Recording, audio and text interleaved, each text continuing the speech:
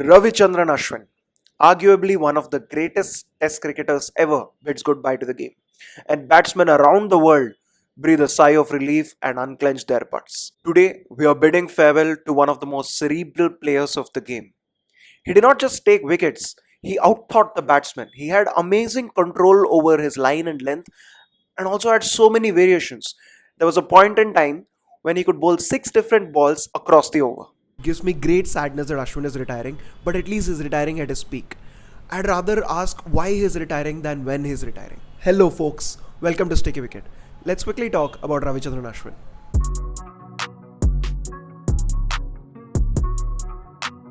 One thing I really liked about Ashwin was he was a very feisty character. Who could forget this legendary press conference when English commentators were complaining about the spin friendly pitches in India? He would not take any of it. And of course, this cheeky little exchange with Herschel Gibbs on Twitter, though unnecessary, it was very entertaining. Never change Ash. In all seriousness though, without Ashwin, India's impeccable home record over the last 12 years would not have looked this good. And without Ashwin, Virat Kohli's amazing captaincy records would not have looked that legendary. Ashwin has taken 537 test match wickets at an average of 24, which would make any bowler jealous. And as a number 8, he scored 6 test match centuries. More than all of this, Ash has given countless memories to fans like me. Thank you so much, Ash Anna. The batsman will sleep better, but we'll definitely miss you. For someone who has 37 5-wicket hauls, someone who was fastest to 250, 300 and 350 test wickets, someone who was second fastest to 400, 450 and 500 test wickets.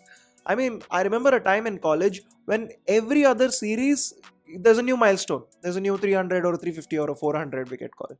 Though very difficult to choose, these are my top 3 favorite Ashwin's moments in his career. Sydney, the Great Escape.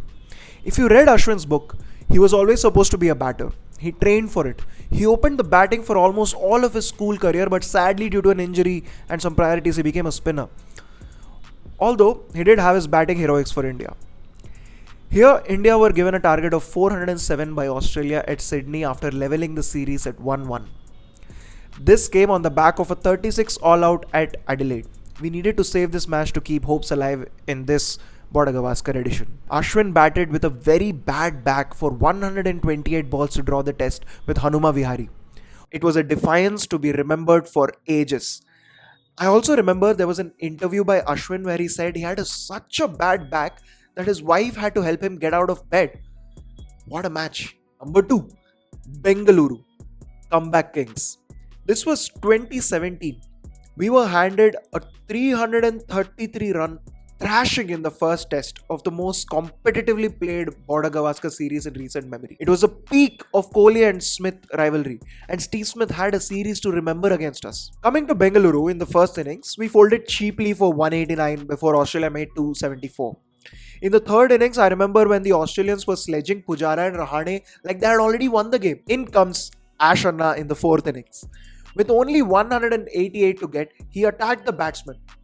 Ashwin got a 6 for 41 and whipped out his famous thinking celebration and brought India back into the series, which we went on to win as well. It really cemented our legacy as a very good test team. The ICC Champions Trophy Final 2013.